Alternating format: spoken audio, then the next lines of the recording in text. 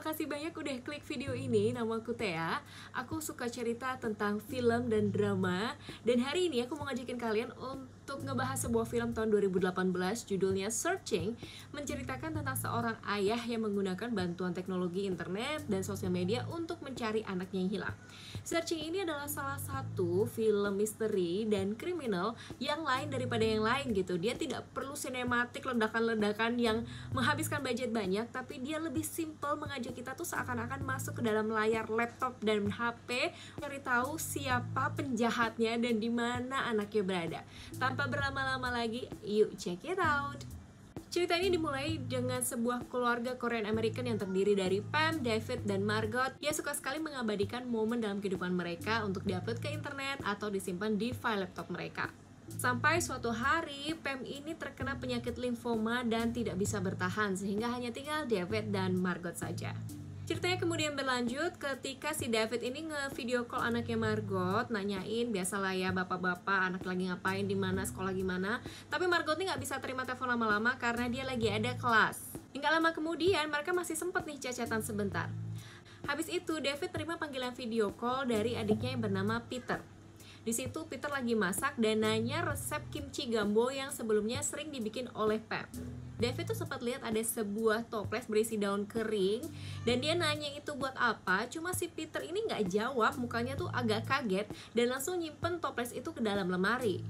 Malam harinya ketika David lagi tidur, dia melewatkan ada 3 miss call dari Margot. Nah besok paginya si David ini nelpon balik anaknya tapi nggak diangkat. Dia sempat ngechat juga, cuma sampai jam 3 sore chatnya itu nggak pernah dibalas. David nih udah mulai khawatir ya, apalagi ketika dia ngeliat laptop anaknya itu kok ketinggalan di meja dapur, padahal biasanya laptop itu selalu dibawa kemana-mana. Tiba-tiba David ingat kalau itu adalah hari Jumat dan Margot ini biasanya les piano.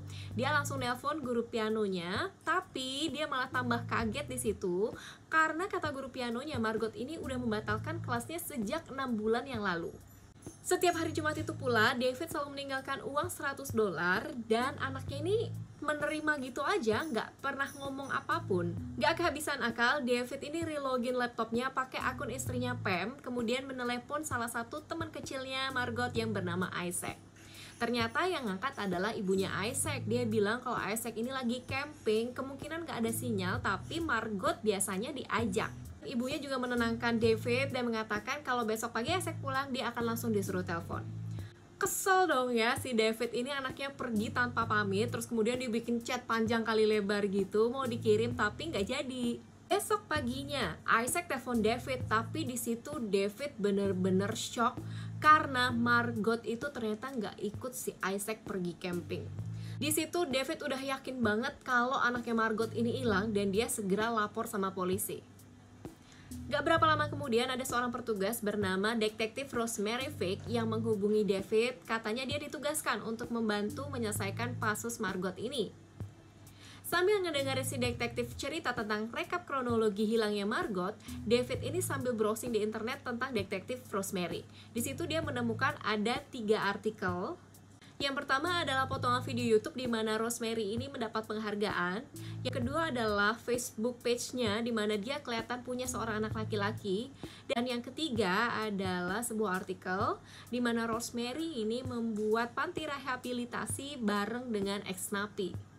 Nah, David ini nggak bisa berdiam diri menunggu kabar dari polisi doang. Akhirnya dia masuk ke Facebooknya Margot, dia neleponin daftar teman-temannya yang ada di situ. Nah, dia bikin daftar pertanyaan yang dicatat secara rinci tentang kapan kamu terakhir ketemu Margot, kenal Margot di mana, dan lain sebagainya yang bisa membantu dia untuk mengerucutkan posisi terakhirnya Margot ada di mana. Sayangnya, ketika dia udah nelpon banyak orang di situ, dia tuh baru sadar kalau ternyata selama ini Margot itu tuh gak pernah bener-bener punya temen. Dan selama di sekolah dia tuh lebih sering menyendiri. Dari seorang teman Margot yang bernama Abigail, di mana di malam Margot menghilang dia membuat kelompok belajar, David mengetahui bahwa Margot ini pergi dari rumah Abigail sekitar jam 9 malam. Dan pada saat bersamaan dia mendapat email dari si detektif Rosemary tentang keberadaan terakhir mobilnya Margot.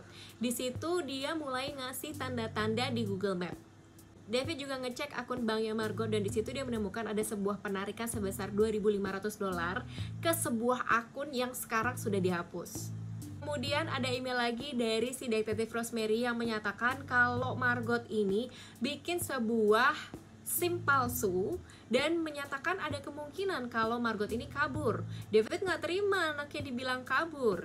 Terus dia cari informasi lagi dan menemukan sebuah website namanya Ucast di mana Margot itu suka live streamingin kehidupannya sehari-hari. Di situ dia melihat ada seorang perempuan di bawah username Fish and Chips yang sering sekali ngomentarin live streamingnya Margot dan selalu meninggalkan pesan. David menginformasikan tentang Fish and Chips ini ke detektif sambil minta dia untuk mencari tahu tentang perempuan ini. Detektif Rosemary kemudian menghubungi Fish and Chip dan mengatakan kalau dia punya alibi yang sangat kuat didukung oleh manajer dan rekan-rekannya. Ketika si David mau nutup laptopnya, kemudian muncul sebuah foto yang mirip sekali dengan postingan terakhirnya di Tumblr. Setelah dicari tahu, ternyata itu namanya Barbosa Lake. Dan pas dia tuh ngecek pin-pinan di Google Map, posisi mobilnya Margot itu memang mengarah menuju ke Barbosa Lake itu.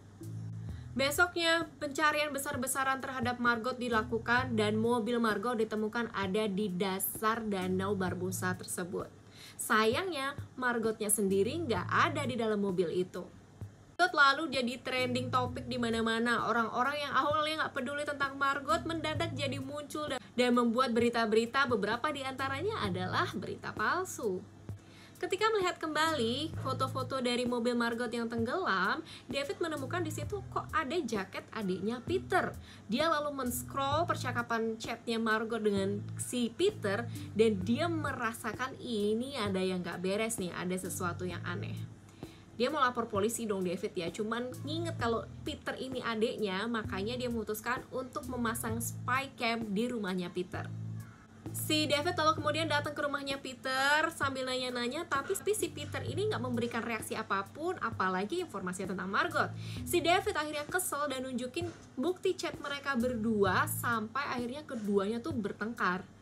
Saat udah kepepet, si Peter ini akhirnya ngaku kalau dia dan Margot itu menghisap ganja, tetapi dia nggak ada hubungan yang aneh-aneh selain paman sama ponakan, nggak seperti yang dipikirkan oleh David.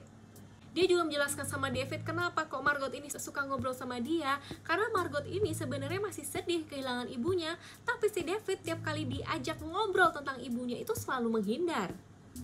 Di saat bersamaan, David menerima telepon dari detektif Rosemary yang membuat dia jatuh dan terhenyak. Ada muncul sebuah artikel di mana seorang ex-napi yang bernama Randy Kartoff itu mengaku kalau dia sudah menculik, menganiaya, dan membunuh Margot sebelum akhirnya dia bunuh diri. David dalam kondisi sedih dan menyerah kemudian memilih foto dan video yang akan ditayangkan pada upacara pemakamannya Margot. Tapi ketika dia ngupload foto-foto dan video tersebut, dia menemukan foto seorang cewek di website jasa pemakaman itu yang sama dengan fotonya Fish and Chip. Dicari tahulah siapa si cewek ini. Ternyata cewek ini bernama Hannah. Hannah ini adalah seorang model katalog. David kemudian cari tahu nomor agensinya dan minta dihubungkan langsung ke Hannah. Hannah kaget banget karena dia sama sekali nggak tahu siapa Margot dan dia nggak pernah sama sekali bikin live streaming di Ucast. Ini informasinya beda banget sama yang diberikan detektif Rosemary ketika dia bilang alibinya Fish and Chip itu terpenuhi. Rasa ada yang aneh, David ini berusaha ngubungin Rosemary tapi diangkat sama temennya. Di situ dia turut berduka cita sama David dan memuji betapa Rosemary itu baik banget, mau secara sukarela membantu si David. David kaget dong ya karena Rosemary itu bilang sama dia ditunjuk, tapi kok temennya bilang dia itu menawarkan diri. Ada yang nggak beres nih di sini. Tiba David ingat sesuatu di artikel di mana Rosemary ini bikin panti rehabilitasi. Di belakangnya itu ada foto ex-napi yang mirip persis banget sama Randy Kartoff yang katanya udah membunuh anaknya Margot. Singkat cerita, akhirnya polisi menginterogasi detektif Rosemary. Jadi ceritanya sebenarnya seperti ini. Si detektif Rosemary ini punya seorang anak cowok yang udah naksir Margot dari lama, sampai akhirnya dia nemuin Margot ada di Ucast. Kemudian dia bikin sebuah akun palsu untuk stalking si Margot. Selain stalking, si anak ini juga ngarang cerita palsu di mana dia bilang kalau ibunya itu sakit kena kanker, dirawat di rumah sakit dan dia kesusahan buat bayarnya. Margot yang merasa relate dengan kejadian tersebut kasihan dan kemudian mentransfer uang sebesar 2.500 itu tadi ke anaknya detektif Rosemary.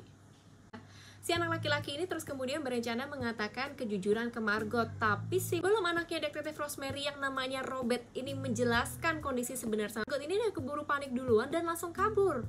Si Robert gak sengaja ngedorong Margot itu ke sebuah jurang. Terus kemudian detektif Rosemary ini mengajukan dirinya untuk membantu penyelesaian kasusnya Margot. Tapi sayangnya dia juga memfabrikasi beberapa data, seperti misalnya bilangnya kalau si Margot ini bikin SIM palsu, terus kemudian mengarahkan timnya mencari ke area-area lain, bukan ke area di mana Margot seharusnya berada. Bahkan parahnya, si Randy Kartoff ex napi itu ditembak mati sama dia setelah dipaksa membuat video pengakuan. Harapan hidup Margot tuh udah dikit banget ya, karena dia masuk ke dalam jurang gak ada yang tahu. Tapi David ingat kalau 2-3 hari yang lalu itu hujan turun deras, sehingga ada kemungkinan Margot masih hidup karena dia gak dehidrasi kena air hujan. Pencarian kembali dilakukan di tepi jurang itu dan benar, ternyata walaupun kondisinya kritis dan terluka parah, Margot ini masih hidup. 2 bulan kemudian perlahan-lahan Margot kembali pulih. Lalu dia kembali mendaftarkan diri ke sekolah piano, lanjutkan impiannya. Setelah itu bapak dan anak ini semakin dekat. David juga tidak lagi menutup-nutupi perasaannya ketika berbicara tentang mendiang istrinya Pam. Kalau kalian suka dengan cerita ini dan gak mau ketinggalan cerita-cerita seru lainnya, jangan lupa untuk subscribe dan nyalakan lonceng notifikasinya. Bye!